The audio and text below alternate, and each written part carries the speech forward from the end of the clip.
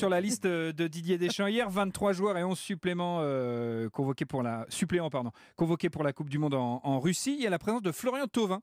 Est-ce que ça vous a été surpris par la convocation de Thauvin, Didier Rostand? Oui, j'ai été surpris parce Payet que... n'y est pas, bien sûr. Non, Payet, c'est pour blessure. Du coup, Fekir en profite et tant mieux pour lui.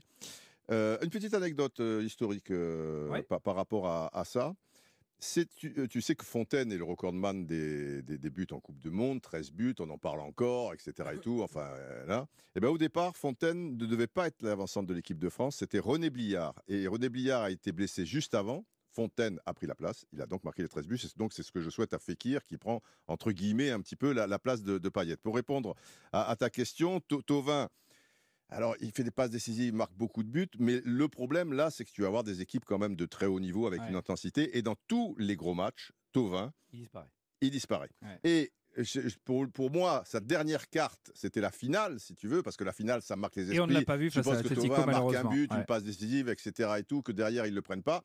Et on ne l'a pas vu non plus. Donc, et en plus, Thauvin, généralement, tu prends des joueurs qui peuvent jouer un peu à deux postes ou des choses comme ça. Thauvin, il peut jouer que là, si tu veux. Et Mbappé ou des joueurs qui jouent un peu sur les côtés peuvent dézonner. Lui, chaque fois que Thauvin, je l'ai vu sur certains matchs de l'OM où c'était compliqué, il essayait d'aller, tu vois, dans des phases de transition un peu dans l'axe ou des choses comme ça, il était perdu. Donc, je pense qu'il va... Et je ne l'imagine pas rentrer, tu vois, à 10 minutes de la fin et faire des différences. Donc voilà, c'est une surprise. Surtout avec les attaquants qui sont présents. Oui, mais et je il y en a pense que nombreux. Mbappé va être surtout axial. Il a enfin compris Deschamps. Parce que sinon, tu as Dembélé à droite. En l'absence de Lacazette, de toute façon, il y a Giroud dans l'axe et puis après, il n'y a plus personne.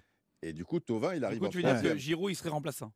Moi, je pense que ça sera ça et je le recommande à Deschamps et je vais d'ailleurs faire un blog par rapport à ça. Mais là où je regrette quand même un peu pour Lacazette, parce que Lacazette est un joueur mobile et dans le match Allemagne-France qui est un peu de référence, il y a Mbappé à droite, mais qui dézonnait beaucoup et Lacazette prenait, tu vois, des fois les côtés parce que c'est un joueur, voilà, ils sont assez complémentaires. C'est que tu as Hernandez, arrière-gauche, qui est un défenseur central et qui peut jouer en défense centrale. Et tu en as un autre aussi, Pavard, qui est arrière-droit, qui peut jouer en défense centrale. Donc ça veut dire qu'en défense centrale, potentiellement, tu as Umtiti, tu as Varane, tu as Kipembe, tu as Rami, et tu as aussi Pavard et machin. Donc ça veut dire que tu as enlevé Rami, à la limite, il t'en restait 5 pour 2 places, et tu prenais Lacazette. Tu vois ce que je veux dire? Oui. Il faut que j'en parle à Dédé, mais maintenant c'est un peu tard. Est-ce que quand il prend Rami, c'est un petit peu tard. Il remplace pas en termes d'expérience Koscielny?